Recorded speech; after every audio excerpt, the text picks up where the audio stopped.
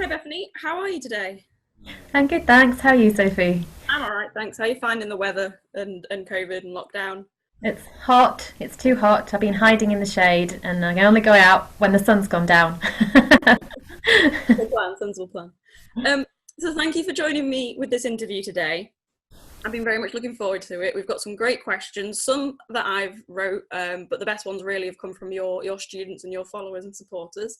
So we'll just start with the ones that, as a publisher, we'd like to sort of talk to you about. So really, I guess where we should start is what inspired you to start writing and when did this kind of happen? So I've always been writing ever since I was a kid. It's the only thing I ever wanted to do. So it kind of, I remember writing my first short story when I was about 7 or 8, and I just wrote pages and pages and pages, and I just loved it. It was like, hey, I'm good at this, and I love doing this. And it kind of started off very small because I didn't even know that creative writing was a thing. I didn't have any role models. I didn't know anything about the bigger world of writing or anything like that. It was just like if a teacher said write a story, I'd be away. It's like, yes, this is what I'm doing. This is great. Yeah, And I wrote some really silly poems like you do when you're really young, and it's kind of grown and grown and developed very organically throughout my life until when I went to university. I discovered when I was actually at university that you could study creative writing. I was so excited. Um, and that was back in the day when there weren't many universities teaching it, whereas a lot of them do now. yeah. But yeah, it's been my lifelong passion, so it's always been there. Excellent, cool. It sounds, yeah, like you say, it sounds like it's always been a part of who you are. It sounds good. Um, so you've wrote lots of different things, and poems and short stories you've spoken about there, but the book that you published with us was a sort of a self-help guide for others. So why write this guide for others? And was there a particular moment where you felt that where you should start with this idea? Sort of where did it come from? I think because I've been teaching creative writing for such a long time, well over a decade, and I just thought, wouldn't it be great to kind of pool all those resources together in one place? And so everything in the book has been tried and tested and worked with lots of different students over lots of different periods of time, and it was just actually it was a joy to write it. It was great fun. It kind of just like felt like I was pulling together a lot of things that very naturally I've worked with and again with people, and I thought it would be a way as well of reaching a wider audience of people that weren't able to come on my courses, and they would have that book as a resource to help them with their writing. And I tried to make it as friendly and as accessible as possible, so it kind of Yeah, sounds like my voice, hopefully, in the book. I think it definitely does. It sounds good, and obviously you have a lot of passion and you care a lot about not only your own writing but other people's writing, so I'm sure it does come across. Um, who are your, just to get into a little bit more about yourself and kind of who you are, who are your sort of favourite writers and poets? So my ultimate favourite poet is Mary Oliver, who's an American poet, Pulitzer Prize winning poet. She died just a couple of years ago. She was well in her 80s, and she wrote a lot of nature poetry, which is not really like my poems at all, and with a quiet spirituality underneath, which you can either take or leave. And she was my absolute poetry hero. Novel-wise, I love and adore Sarah Maitland and Helen Dunmore. And I've come across lots of others along the way, but they were my two kind of foundational keys. Yeah. I go, yes, you must read them. Yes, the one you always suggest when people ask who should I read? These people, definitely these people. I have to admit, I mean, I do like poetry, but I probably don't read as much as I should. And quite, and quite embarrassingly, my two favourite poems are from the anthology I read in English high school. And I can't remember the name off the top of my head, but I like poetry. I just never go out and source it for myself. I'm not sure why. I think it's quite difficult to know what poetry to read, though, unless you've got somebody to say, oh, you'd really like them, or you'd really Mm. like them. It's really hard to navigate your way through. So Yeah, you don't and need the poet. definitely at school you just get given you sort of the ones that you read in the book and that's it. You don't explore anymore. You just explore them for your lessons and then that's it. I don't think it fosters a love or appreciation for poetry at all. No, it really doesn't. Probably the opposite. Yes, probably. So where do you do most of your teaching? Can you kind of give us some information on how to get involved in your lessons and your classes? Yeah, so I've taught for various different educational establishments over the years, but at the moment I'm totally freelance. So that means I get to do things my way, which is great because I love to have autonomy in the way that I teach. So at the moment I have a monthly newsletter, and people can find out details about courses that I do on my website, which is www.writingyourvoice.org.uk. So that's always up to date with all my latest courses, and I do monthly poetry workshops, and I do long courses for people who are just interested in creative writing, no matter what genre, for like 12 or 14 weeks. And so you can join my class no matter what you're interested in or where you're at in your writing. And I do one-to-one mentoring. So if people they think, oh, I really want to write a book, but I don't know where to start, contact me. I can sort you out. Or if people are in the middle of their book and they're really stuck, or they don't know where to go with it or what to do, I can also totally help with that. Or if somebody's near the end of a project and want to know how to really polish it and then get it for publication. So at any stage of the writing, I can help people with, no matter what genre it is. Excellent. So really you're very helpful to other students, and you're able to really get people's writing going, and not just from the early infancy but all the way through, which is great as well. Some people, like you say, some people struggle just getting started and some people struggle finishing, so it's very well rounded. So I know this is a bit of an odd question, and we've discussed this question a little bit before, but I've kind of asked all of our authors, as you know, our ethos is bibliodiversity, and it has its own meaning, but I do like to know what it sort of means to you as an author, and how it impacts the way that you kind of interacted with us, and what brought you to us. I think the bibliodiversity, that kind of diversity of a range of voices from people who are from absolutely all over, everywhere, and being drawn together under one stable, if you like.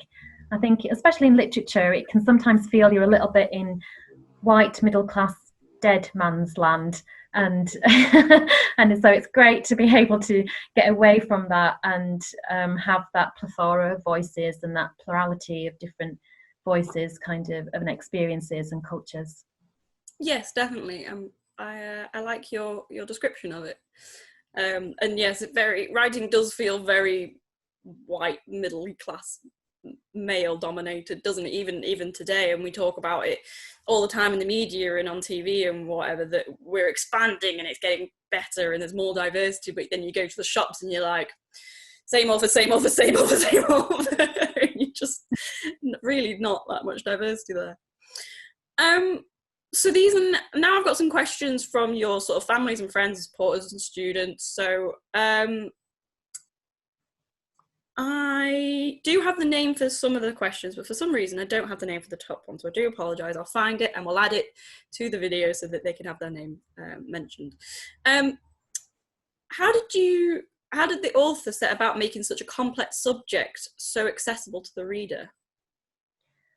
I think the creative writing process, it's endlessly fascinating, and it's something that I've looked at a lot in great detail, and it was one of the things that I focused on quite a lot, actually, when I was doing my master's degree as well as my undergraduate degree. And I think the way to make something so complex accessible is really for me to draw my own experience as a writer. So I know what it feels like in all those stages of being a writer, and I know how difficult it is or how frustrating it is. So it's because I think creativity is quite a level playing field. No matter how published you are, you still come across the same problems, and you still come across self-doubt, and you still go, how do I do with this? And because every project is new when you're starting again completely afresh from square one. So it's a cyclical process. So it's very easy for me to understand where my students are and what they're struggling with, and I can then, suggest things that I've worked with, or I know that other students have worked with, that they might be able to then find very helpful. Okay, that makes sense. And like you say, drawing from your own personal experiences. This same supporter, friend, follower asks that I find the concept of a central image confusing. How can I be sure that my writing informs the central image of the story? Yeah, so one of the chapters in the book talks about the central image, and the central image is it's a really interesting concept. It's a fantastic editing tool, and I just want to make it really clear, it is an editing tool. It's not when you're in the throes of writing all down and you're really excited about your story or all these poems. It's like several drafts into it, and you really want to edit it, and you want to know, do all these scenes work? Do all these scenes hang together? Do all these poems connect up? And so the central image is you choose the most important image in the whole book. And I mean image, so that one concrete thing that you can see. So it might be where one character is in front of the fireplace looking into the flames and they see the ghostly face of their dead parent or whatever. So that might be, you might decide as a writer that that's your most important image. And if that is true, then everything else in the book needs to either feed into that image or gain energy coming out again from it. And if it doesn't, then it doesn't need to be there. Right. And it's very difficult, I think, for a writer to decide what is that central image. And the only way to find out really is through trial and error. So you might think, oh, this is the central image. Oh, no, it's not. No, that's not it, because it's not the most important thing. And they think, oh, well, maybe it's this one. And so it's got to be the most important, the crucial point of the whole thing. And if you took that out, then the whole thing wouldn't work. Yeah, that makes sense. I think I struggle with that concept a little bit myself if I was to be writing, but I think that would really help, actually, like you say, build up around that. How can I make the characters in my story more believable and three-dimensional? So there's one of the other chapters in the book is about fundamental fears and fundamental desires, and it's key. And I've taken this research from the Enneagram, which is the Enneagram is a personality type testing. So people use it in real life all the time to find out more about who they are and what they like and how do they improve themselves as a person. And in this book, it talks about every single person has a fundamental fear and a fundamental desire. And I just think, well, that works for real human beings as we live in our day-to-day lives. So this is going to work for characters as well. So if your character, if you know what their absolutely fundamental fear is, their most fundamental and their fundamental desire, then you will know such a lot more. That's a really good line, isn't it? You will know a lot more about that character, what they're scared of, what motivates them, what they're deeply driven to do, what they would do anything for that one thing that they desire. Yeah. And again, that can be a while to excavate your character and find out what their real, truly deep desire and fear is. And you might think it's one thing to begin with, and actually you discover it's not that, it's something else. That is something else that deeply drives them, because we all have unconscious drivers in our lives. Yeah, and I kind of think that feeds into what a lot of authors talk about, is like they kind of have set these ideas about this is who their character's going to be and this is their fear and this is their ambition, but as you keep writing you're like, no, the character's gone away and it's doing its own thing and now this is what its fear is. Yeah. How can any writer possibly create a story without a proper plan? So all writers, we might work in very different ways, and some writers need to plan and they need to know exactly what happens before they put pen to page or fingers to laptop. And other writers, like myself, are very organic and intuitive, and I've no idea what's going to happen until I'm actually writing it. So it's a very much a personal taste and a personal way of working, and you might not know what works best for you until you've tried both, but you'll quickly realize as a writer what is your, the one that you feel most comfortable with. So I think, if you haven't got a plan, then and you feel comfortable with that, then it will intuitively come, and you'll be able to structure it afterwards. The structure will happen, but it's much more of a sense of adventure and suspense, and you're kind of a journey of discovery as you go along, really. Yeah. So this is the last question from the first family friend supporter. Why is it always so difficult to write the opening few paragraphs of a short, in brackets, story? Yeah, the first part is always the hardest, whether that's a story or a novel or a memoir or even a poem, is like the first bit is always the most difficult, and often the writer needs to write their way into it in order to find out what this poem or what the story is going to be. And I always, one of the really good pieces of advice is, whatever it is, just get rid of your first few sentences that you wrote. Not that great. But also, once you've finished the poem, story or book, is to then go back to the beginning and revisit it, because then you know what happens and you know everything that's going on in that. And then the first few lines, they have to be the right invitation for the reader, so the reader knows, oh, that's the kind of journey I'm in, or that's the kind of I want to be with, or that's the kind of story I want to find out more about. So yeah, it's key, that first part, not just to engage the reader, but to give them the invitation as to what the rest of this journey is going to be like. And the writer might not know enough about that until they've much further into their drafting process. Yeah, no, that makes a lot of sense. So I've got 2 questions here from Ray. Have you ever been betrayed by your inner sweetheart? So there's a chapter in the book about your inner sweetheart, which is actually something that Natalie Goldberg talks about in her book, Writing Down the Bones. And we all have this massive inner critic, you know, the voice that says, you can't do this, you're not good enough. We know what that voice is like.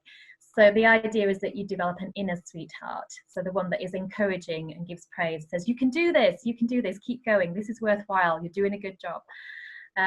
So the short answer is really that your inner sweetheart can't possibly betray you. That's impossible, because your inner sweetheart is there completely as your support and cheerleader. So it's not possible for them to betray you. I very much like the idea of an inner sweetheart. I think everybody should have an inner sweetheart for all aspects of their life, just to have somebody cheering on their side. It would be a bit better if we did. What is the greatest sacrifice your writing has ever demanded of you, and was it worth it? Yeah, that's a really interesting question, and I think that I've not had to sacrifice anything for my writing, and I think that it's when I don't write, that's when I'm making the sacrifice. It's like, I need to write, and I need to honor that within me, and I think that's true for a lot of writers, that we need to honor that. And I think often the journey is about, how do I honor my writing? Because it's, you know, society says, what are you doing? Or you can't write a book, and why are you locking yourself away in your room for hours on end? And it's like, but we don't ask those questions of like a musician, a violinist who plays for hours, or, you know, if you go and do yoga or you go do running every day, people go, oh yeah, you go running every day. They just accept that. But there's some resistance, I think, in society against being a writer. But if you don't write and you need to write, that's the sacrifice. So you have to learn to honor it. Yeah, I think you've touched on an interesting thing there as well, that I feel sometimes that a lot of our attitudes towards creative media is very, I don't know, you get a lot of people saying, oh, just do it for free and for exposure, not realising all the time and effort and how important it is for these things to exist. If we didn't have writers such as yourself locking yourself in your room for hours away and writing them, we'd be so bored. We'd be missing poetry, literature, TV, movies, even, and again, like you say, music, although it's more respected, it still has its difficulties there. I think we should definitely need to start trying to change attitudes towards how we perceive people who write and put a lot of their effort in their life into it. Yeah, definitely. So I've got some questions from Rachel now. And the first one is, what inspires your creative process? I think anything and everything can inspire my creativity. I mean, my creative process is ongoing all of the time. It's like, I'm never not a writer. So even if I'm not writing, if I'm in a non-writing part of my life, I'm still absorbing new images, new sensory information, new experiences, new thoughts, new ideas. So whatever I am in my life, wherever I am and whatever I'm doing, everything feeds into my writing, what I'm going through, what I'm feeling, what I read, what I hear, all the conversations. So everything is creative in a sense, and everything feeds that, and my writing and my life are very intertwined, so they're not separate entities. They very much kind of feed each other. So I think, you know, we need to be aware as writers of the things that are feeding us. So if, you know, if somebody's watching a lot of television, for instance, and they're not actually writing for television, that can really zap your energy. And so, Mm. maybe think about feeding your life in other ways and reading the kind of books or having more physical sensory experiences that will actually help nourish you as a person, which then automatically nourishes your writing. Yeah, that makes a lot of sense. Um, do you plan your writing at any point, or do you just kind of let your characters emerge? I know you touched on it a little bit before, but do you have any? Do you just kind of like write a note down saying, I'm going to write about a ghost story, and that's it? That's the most you write?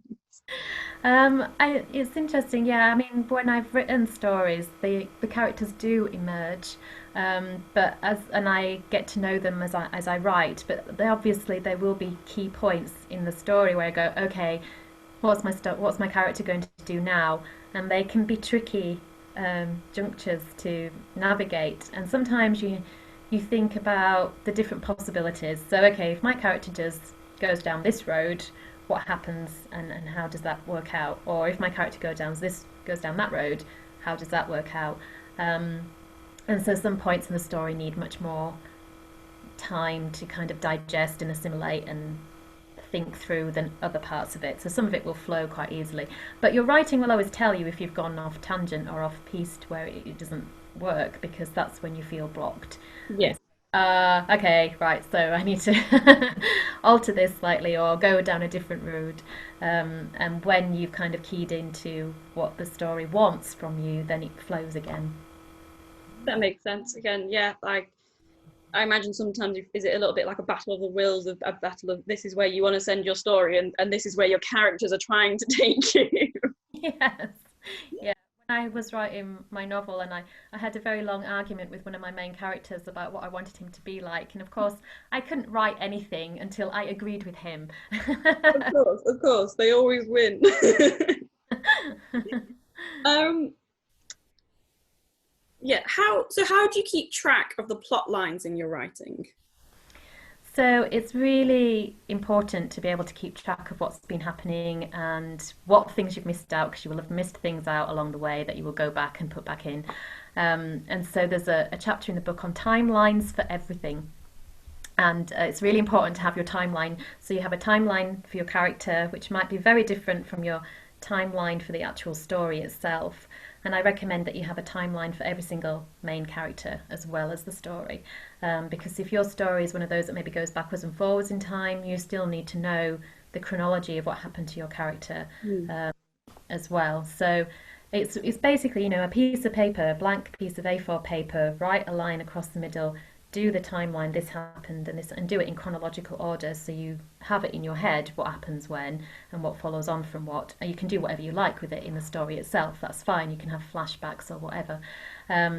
And if it needs to be 2 pieces of A4 paper or 3, that's fine. But to kind of make that a visual aid in its own right, a document in its own right, so you can always refer to it. So you think, oh yeah, I can't do that because they've gone from the age of 18 to 43, and that doesn't work. So, so it might sound like something that the writer doesn't want to do, and they might have resistance to it, but it will save them so much time and energy and effort. It's really worth doing. Excellent. Yeah, I think that maybe other people could use that as well. It'd be quite useful. Um, do you recommend regular structured time for writing? And if so, can you suggest ways that make writing time feel different, more intentional than other times? Yeah, so again, this can be quite down to personal tastes, and I've done both. I've done where I'm completely sporadic and ad hoc and right here, there, and everywhere. And if you're one of those people, just have pen and paper with you all the time, everywhere you go, even the bathroom, even the shops. And so I do. I always have pen and paper with me everywhere I am. Um, but yeah, but I've also done the other way where I've kind of said, okay, this is my writing time, which was actually like 11 o'clock till midnight or midnight till 1 a.m. because I'm an owl, and if you're not an owl, don't do that. If you're a lark, do it in the morning. But and I did that like really religiously every single day for several months, and it's a good way of getting words out and getting some content. So there are pros and cons to both of them, and I think that each writer needs to try out both of them and again see what works best for them, and it might differ from project to project or where they're at in their life. I personally don't prefer not to do them or write every single day at this time, and I like to kind of be more free flowing with that. So it's yeah, try both and see what works best for you. Hmm. Yeah. Um, so the Rachel also asks about what's your favourite writing exercise for when you're feeling blocked? So I think my absolute favourite is, and again this is in the book, is when I'm feeling really stuck and I go and I just make a list of, I don't want to write about this. I don't want to write about X, Y, Z. I don't want to write about. I don't want to write about. I don't want to write about. And it's a fantastic way of kind of really breaking down barriers, um, and what is it you have resistance to, Mm. and how much resistance do you have to each of those as well. So then you would look at it afterwards and go, okay, I don't want to write about that because that really scares me, and it's like, okay, so that's interesting, what is it that I find scary about that, and is that a good scary or a bad scary? And can I work with that? And one of my poems was actually published. It was a kind of a list poem actually of things I didn't want to talk about, which was then published. And so it can be a really good way of kind of crashing through those barriers, because it's almost like you give yourself permission to look at the things that you don't want to look at, but in a very safe way, because you can just make the list and you can throw it away afterwards if you want to, and the list will be different from week to week, month to month, year to year perhaps, but that's my favourite one because it really brings to the surface the things that maybe you just keep pushing away. I think that sounds like a good idea, and it makes sense to me because when I assume when you're trying to, because I don't write myself, but if I'm trying to do a task or if I know I need to do things, you end up focusing on all the things that you don't want to be doing or that you shouldn't be doing, and writing them down just goes, okay, I've had a breath. All the thoughts that were flying around in my head are now gone. Now I can concentrate on the important things. And then, like you say, you can look at that and go, well, actually, what is it that's so terrifying about this? What is it that my aversion is? Sometimes when it's in your head, it's big and scary. And then when it's on paper, you can look at it and you just realize they're just thoughts. They're okay. You can deal with these. But yeah, I think that's a really good exercise. I might just use that in life in general. yeah, go for it. um, any suggestions for how to deal with pain of rejection as a writer? Yeah, that's going to happen. It's inevitable. I really liked one approach that a particular writer had, and they said they kind of made their rejection slips. They kind of made it a goal. Like, my goal is to get at least 100 rejection slips this year, and I quite like that turning on its head, like it's some kind of almost a reward in a way, because it's like, well, you were brave enough to send it out, and you were brave enough to actually get it out there, and somebody read your work. It didn't just sit on a shelf gaining dust, and that's a really brave thing to do. Yeah. And also, every single writer has loads and loads and loads of rejections, and if you have like 10, 20 rejections and then you get one acceptance, that's a really good percentage. Yeah. But you wouldn't get that one acceptance if you hadn't sent it out 21 times. So it really is, be gentle with yourself, give yourself whatever comfort blanket you like, when it comes in, but also in a way kind of celebrate it because you did something brave, Yeah. and you have to keep going at the coal face, keep mining out the coal to find the diamonds, so to speak. So Yeah, because I think as well, writers do need to remember that it's not always that the writing wasn't good enough. Different publishing houses have their own criteria, what they want to publish, what their kind of ethos is or their ideas are, and sometimes it's not meant to be a reflection on them as a writer. It can just literally be that their writing doesn't fit into the publishing houses categories of books, and sometimes think people forget that, and like you say, they take it as a really big criticism rather than, like you say, they should take it as, I've gone out there and I've sent my book out and I've done something, yeah, which is impressive, as you say. yeah. um so I think this is a really lovely one, and I think it does describe you very well. Your teaching style, I'll say that again, I do apologize. Your teaching style is so healing and intuitive. What guides you to teach in this way? I think that it's very important for the writer to feel nurtured. There's so many obstacles in the path of writing. Um, so and I think about, oh, what I would need in my writing journey as well. And it's great, if you have somebody there who's on your side, but also a guide that can kind of show you the next few steps that you trust, and say, okay, this is where your strengths are. Maybe this is not where your writing's at. I just think, criticism, you should always be helpful. I really feel quite angry with anybody who says, oh, this is wrong with your writing, this is wrong with your writing, this is wrong with your writing, and you feel dumped on with a load of problems and you've no idea how to solve any of them. It's Mm. like, okay, well, it's useful to know where you maybe not going quite right, but then what do you do with that? So I think it's really important that for all my students, that they learn to trust themselves and learn to trust their process, so I can guide them in that. And that we know much more about story than we think we do. We grow up with story. We're saturated with story in our society. So even people who've never written anything, they do, on some intuitive level, know how story works. So it's about, help empowering people to kind of trust their own inner sense of that and rely on that as they're kind of going forward, and they're going, I don't know how this works, I don't know how this goes. It's like, okay, you don't maybe know some of the, foundation blocks yet, but you have a part of the jigsaw already, and we can Mm. build on that. So I think that in some ways, it is quite a healing process, writing. You want this journey of whatever it is to be as absorbing and engaging as possible, and the same for poetry. I think all creativity, in a way, is healing. And I think that it's so super important, because some people think they're not creative, and it's not true. Creativity is innate to being human.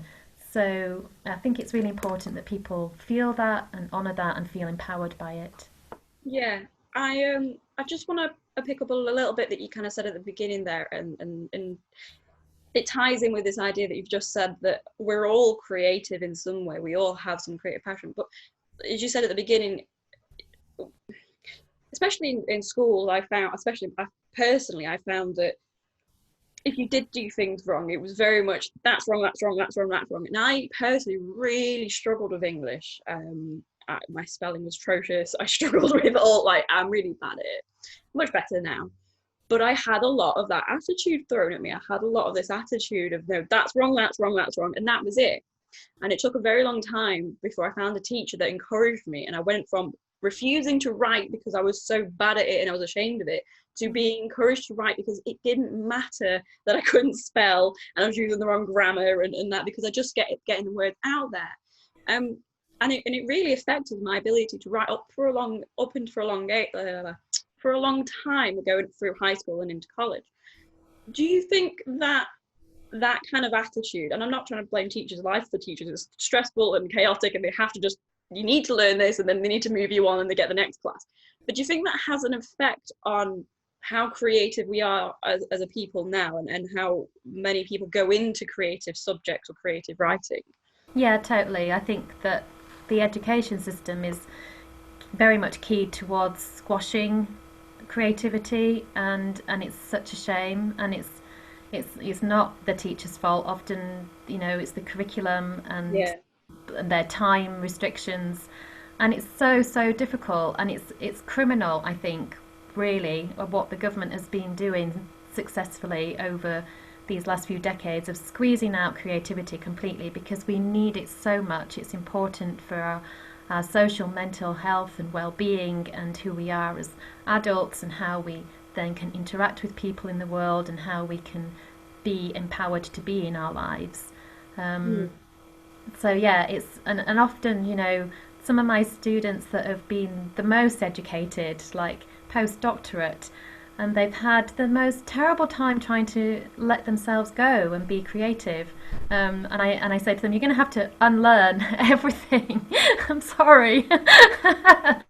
um, and so they're great at what they do, and they're great at research and report writing and all the things they need to do. But when it comes to creativity, whether it's story or poetry or memoir, it's about giving yourself permission completely permission to play, which is the first chapter of the book, which is so important, and even more importantly, or just as important, permission to get it wrong, and permission to kind of write the biggest load of crap you can ever think of.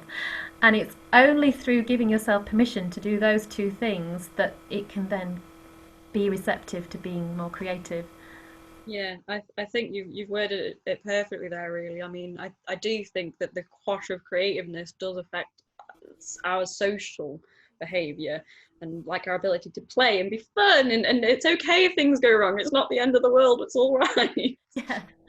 Excellent. And I love the fact that your book really plays on that and teaches people those kind of things and brings them back to that kind of inner curiosity and inner exploration of who we are and the things we enjoy and the things that make us laugh or smile or all the other emotions. So I've got a couple of questions here from, oh no, sorry, just the one question here from Gordon. He says, I just want to ask how you started putting a book together. Does a theme suggest itself from the material available, or do you decide on a theme and then write to the order?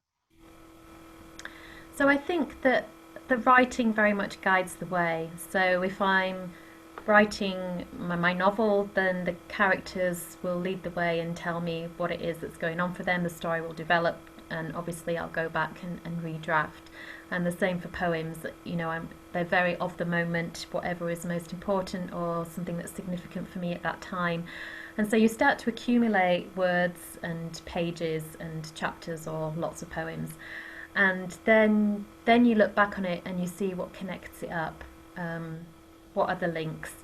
So other than I'm the writer, I remember being about 80,000 words into my novel at one point, and I still didn't really know what it was about. And then when I'd written another 10,000 words, it was like, oh, right, it's that.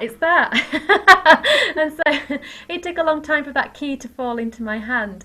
And it's similar in a way when I'm putting together my collection of poetry. Then it's like, okay, so what are the emerging themes here? Is it healing? Is it grief? Is it the full moon? My current collection I'm working on has got a lot of Native American full moons. So there will be things that you consciously can see straight away, and then there'll be other things that when you go back and reread what you've written, you've left clues for yourself all the way along. So it's like, yes, I can see that's that underlying pattern that's emerging, and then that's one of the ways you can come to the central image. Actually, it's like, okay, so does that key in with that, and does that key in with that? So I'm very organic in my approach to that. Other people might prefer to plan it first and think, I really want to write about this theme because that's what's driving them at the time. So again, it's personal preference, but that's how it works for me. Is that ever stressful? Like you say, you got to 80,000 words. Did you ever be like, oh my lord, when am I going to know what I'm writing about? Do you ever worry that it'll never come to you and you just keep writing and writing and writing? No, because I think there's something that I deeply trust about the creative writing process. I completely trust it, and I think that's the hardest thing for beginner writers because they haven't built up the experience yet. But to trust the process, that the writing is almost like this entity in its own right, but in a way already pre-exists, and it's coming to you, it's channeling through you, it wants to be written, and to trust that it knows already what it wants to do, and so as time unfolds, it will reveal itself. And I completely trust to that, and it always works. And I think that's quite hard for maybe less experienced writers to maybe tap into. Yeah, excellent. Right, I think we've just timed this perfectly because my neighbours have just started doing some metal work outside. I don't know how much the recording will pick this up. So I will just say that it has been an absolute pleasure interviewing you, Bethany. I love learning more about yourself. And as I said, I think you are lovely and creative and so helpful and passionate. It's great. If anybody else has any more questions, feel free to email us or comment below and let us know. Please do like and share this video, and I hope you have a lovely weekend as it's coming up for the weekend, Bethany, and take care. Great, thank you very much. Thanks, Sophie.